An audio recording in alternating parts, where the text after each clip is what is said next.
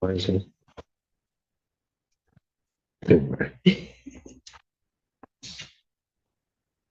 Laurie Anderson versus Emrani Line. Right off the bat, notice how formal everyone is. This is standard courtroom protocol, but keep an eye on the judge. Their tone in the first minute usually foreshadows whether this hearing will be calm or chaotic. Good morning. My name is Edward Mall, MAHL P27115, appearing on behalf of plaintiff in case that ends in 3911. Your name? Thank you. All right. So where are we on this case? 8. This is second hearing on the case that ends 3911. I'm taking it down here. Right. But we've got a problem because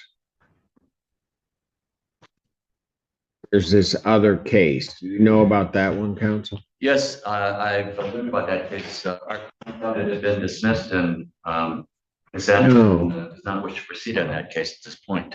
That who? Ms. Anderson does not wish to proceed on that case at this point. Here's where Okay. it gets messy. The judge is essentially saying, you can't just drop a case because you feel like it, especially if the other side never agreed. This is a classic lesson in civil court. Dismissals aren't automatic. And the judge is clearly not amused. Okay. But the defendant in that case didn't consent to the dismissal and the court did not dismiss it. But we're moving that it, go ahead. Question, was there a counterclaim? I don't know about it. Oh, she's moving to dismiss that case at this point. That case involved damages and violations of the lease other than rent. This case involves, the second case involves purely unpaid rent. So she's asking to. Which is the same as the other claims that were brought up in that case. The other one was mainly for fraud. And I never got a counterclaim, so I. Clearly, throughout the entire proceedings, she filed effectively what have been counterclaims and defenses to the actions and claims against you in the first matter. What did I am not dismissing the case. I made that clear the last time.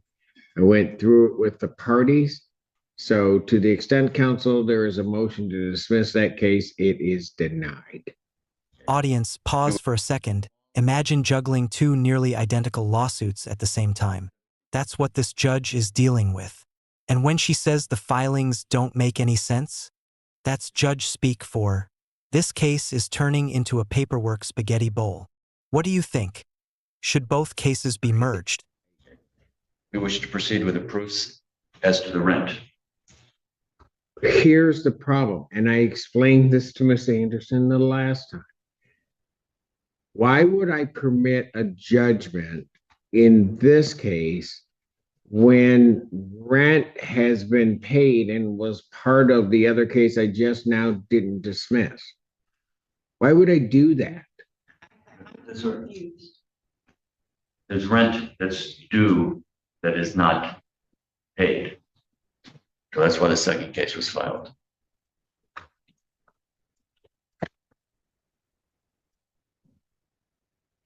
And there's unpaid water bills, and there were other costs involved. 3 months rent, water bill, court costs. All of that was being handled in the other matter. So, as I was here the last time, I don't understand why I have this new case. It was for the unpaid rent because she hasn't paid September, October, or November.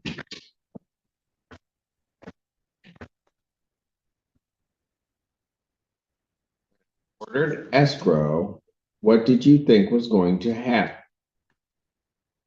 She hasn't paid it. I said,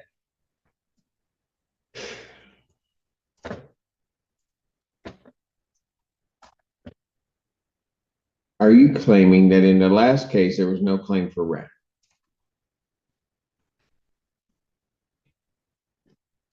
The last case was for fraud. Are you claiming that there was no claim for rent? Yeah, there's claim for rent and. Exactly.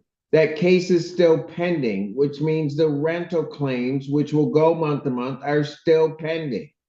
And now I get a new case, I thought you were gonna. which just doesn't make any sense to me. At the last hearing, I told you it did not make any sense to me as to why it was filed. None whatsoever. And if you think what I'm going to do is take a new case, rule on that while the other case is pending, not going to happen.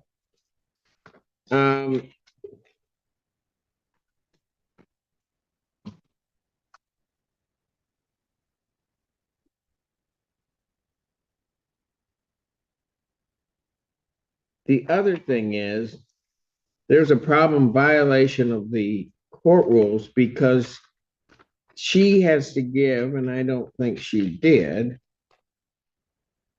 Well, maybe she did. For whatever reason, I don't even know why one would do this. Is that 7-6? The other one ending in 2176. This one. Yes. All right. And I believe that white file. Part of it. The two. So I don't understand why I have two cases. Well, then let's proceed as the court wishes to proceed.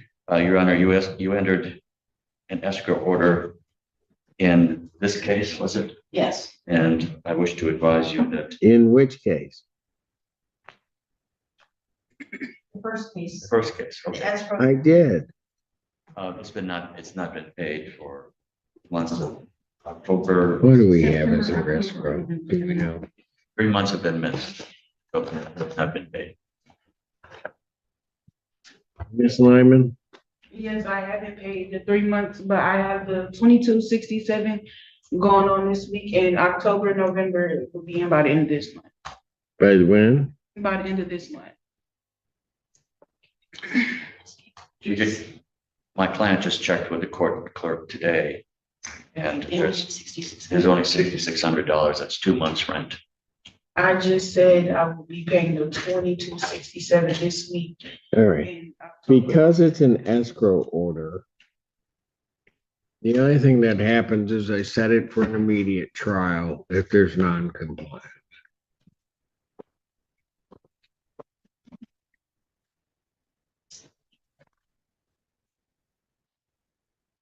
We were at the point of getting a decision on the case. Are the parties going to be ready to try this in a couple weeks?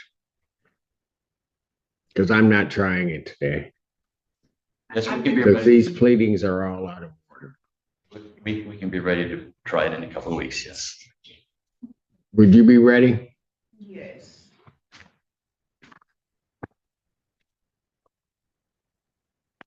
And you say you're going to have escrow cleared up by the end of this month? Yes. Second and 9th. Yes. Non-jury trial will be set December 9th, 2025, 9 a.m. on both cases. Why I'm ruling on the other one, I don't know.